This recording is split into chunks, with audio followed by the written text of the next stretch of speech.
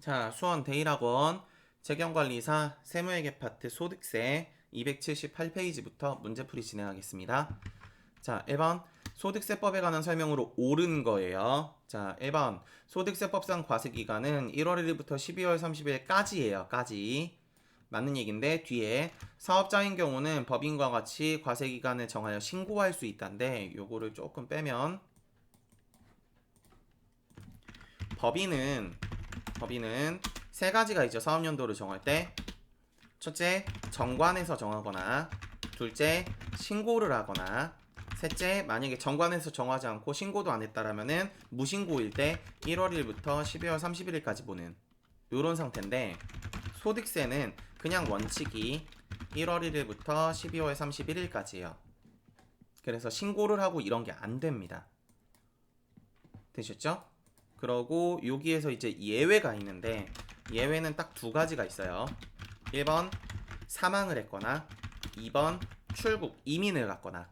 그래서 이런 케이스라면은 1월 1일부터 사망일까지 혹은 1월 1일부터 출국일까지 이렇게 예외되는 케이스가 딱 두 가지가 있습니다. 그래서 요걸 하시면서 헷갈리시면 안 되는 게 이런 거 틀리시면 안 돼요. 알죠? 1월 1일부터 폐업일까지가 소득세 과세기간이다. 이런 말 나오시면 틀리시면 안 돼요. 이게 어디에 있는 조항이냐면은 요거는 부가세요. 부가세. 되셨죠? 부가가치세에서 있는 조항이거든요. 그래서 요거 같은 경우는 이제 체크를 꼭 해주셨으면 좋겠습니다. 전산세무에서도 잘 나오는 문제 중에 하나죠. 다음 2번 개인 단위로 과세하는 것이 원칙이나 부부의 경우에도 합산하지 않습니다. 되셨죠? 요 합산하는 제도가 예외적으로 이제 공동사업자에 대한 합산 규정이 있기는 한데 부당이익 파트에 그거 이제 거기 가서 설명을 드릴게요. 다음 3번 비거주자는 국내외 원천소득에 대해서 소득세를 납부하여야 한다라고 적혀 있죠. 이게 만약에 거주자였으면 국내외가 맞아요. 근데 비거주자는 국내입니다. 되셨죠? 국내예요.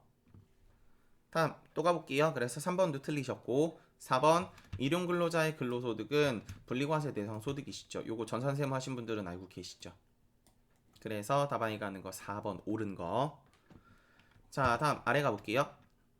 자, 소득세법상 과세기간에 대한 설명으로 잘못된 것은 소득세법상 과세기간은 1월 1일부터 12월 31일까지 하는 게 원칙이다. 오케이. 사망한 경우에는 1월 1일부터 사망한 날까지. 오케이. 다음에 주소 또는 거소가 국외로 이전 출국한다 그랬죠. 그래서 1월 1일부터 출국한 날까지. 1월 1일부터 출국한 날까지. 오케이. 다음에 4번 거주자가 폐업을 했다. 부질없다. 그냥 12월 31일까지다. 되셨죠? 폐업을 했다라는 거는 사업소득이 없다라는 얘기지 그 외 나머지 뭐 이자소득, 배당소득, 근로소득 이런 건 있으실 수가 있어요. 그러다 보니까 그냥 1년으로 가셔야 됩니다. 다음 아래 가볼게요. 자, 3번 소득세법상 납세지에 대한 설명으로 잘못된 것은 1번 기본적으로 소득세는요 주소지로 하는 것이 원칙이시죠. 그래서 개인 사업자도 주소지예요. 아셨죠? 그래 답안이 가는 건 2번이시고 되셨죠? 사업장 소재지 이런 말도 이제 부가세에 있으신 얘기죠. 다음 또 갈게요. 자, 다음 그러고 아래 3번 비거주자의 납세지는 국내 사업장 소재지이나 국내 사업장이 없는 경우에는 요거 중에요. 국내 사업장이 없는 비거주자 같은 경우는 국내 원천 소득이 발생하는 장소. 되셨죠? 자, 그리고 비거주자가 국내 사업장이 2개 이상인 경우에는 주된 국내 사업장 소재지를 납세지로 한다라고 적혀 있죠. 오케이. 답안이 가는 거 2번. 자, 다음 아래 내려가 볼게요. 자, 4번 우리나라의 소득세에 대한 특징으로 가장 옳은 것은 우리나라 소득세는요 개인 소득세, 이거 제가 법인세 그 앞에 문제풀이한 거 보시면 거기서도 얘기를 드리는데 법인세라는 말은 법인 소득세라고 보셔야 되는 거고 소득세는 개인 소득세라고 보셔야 돼요. 그래서 개인 단위로 과세하는 제도이다. 오케이. 바로 1번. 원칙적으로 포괄주의다. 아니요, 열거주의예요. 원칙은. 되셨죠? 자, 그래서 소득세를 하실 때는 외우실 게 되게 많아요. 법인세도 물론 암기가 많은데 제 개인적으로는 법인세나 부가세는 이해하는 파트가 있다라고 생각이 드는데 소득세는 이해가 거의 없다라고 생각을 해요, 저는. 그래서 거의 대부분 암기거든요. 그래서 퍼즐 맞추듯이 외우신 다음에 갖다 끼셔야 돼요. 본인이 외운 거에다가 이런 조항이 나오면은 아 이게 내가 외웠던 거에 어디 있었지? 그러니까 이렇게 돌아가는구나 라고 끼셔야 돼요. 다음 또 갈게요. 3번 공평과세를 위해 개인적인 인적사항을 고려하지 않고 있다. 아니에요. 소득세의 특징 중에 하나가 인세라는 게 있어요. 그래서 여러분들 이제 연말정산 같은 거 전산세무 2급 하신 분들이 거의 다니까 세무 2급 하실 때 보면 연말정산 하실 때 이제 기본공제 대상자라든가 아니면은 뭐 경로자라든가 이런 거 체크하시면서 인세 고려를 하시죠. 이 사람에 대해서 내가 기본공제 받아서 150만 원 소득공제를 할 수 있고 없고 이런 거 하시거든요. 그래서 인간관계를 고려하기 때문에 인적사항을 고려하기 때문에 인세입니다. 인세 고려하지 않는 거 아니에요. 물론 이제 연말정산만 기본공제라는 건 아닌데 이제 제가 수업하는 오프라인 학생들이 보통 이제 전산세무 2급하고 이걸 하는 학생들이기 때문에 다음 아래 갈게요. 소득세는 정부 부가과세 제도를 채택하고 있다. 아니에요. 우리가 하는 세 가지 세목 우리가 지금 이제 재경을 하시면서 세 가지 세목을 배우시죠. 법, 소, 부 세 가지를 배우시잖아요. 그래서 세 가지는 기본적으로 신고납세 제도예요. 되셨죠? 그래서 정부 부과 제도가 아니라 신고납세 제도입니다. 내가 이만큼의 세금에 대해서 납부를 하겠습니다. 그러고 나 신고를 한 다음에 여기 있어요 라고 납부하는 제도예요. 물론 이제 부과를 해서 고지를 해서 이제 부과라 그러기는 그렇고 조금 고지를 해서 세금을 내는 경우도 있기는 해요. 예외적으로 그 안에 울타리 안에서. 근데 원칙은 신고납세 제도입니다. 그러고 부가과세 제도는 우리 지금 뭐 배우시는 거 말고 뭐 다른 걸로 뭐가 있냐면은 뭐 상속세라든가 증여세라든가 뭐 종부세라든가 이런 거 있으실 수 있을 것 같아요. 그래 답안에 가는 거 1번. 다음 아래 갑니다. 자 5번 다음 중 소득세법상 납세 의무자에 대한 설명으로 가장 올바르지 않은 것은 국내에 주소를 두거나 오케이 뒤에 183일 이상 거소를 둔 개인이야. 183일. 그래서 답안이 1번 바로 틀리셨고요. 자 그러고 뒤에 보면요. 국내외 원천소득에 대해서 과세를 한다. 그럼 이렇게 되면 거주자니까 거주자는 국내외는 맞아요. 아셨죠? 2번 거주자가 아닌 자를 비거주자로 하고 비거주자는 국내 소득에 대해서 되셨죠? 그래서 위에서 국내라고 제가 찍어드렸던 것 같아요.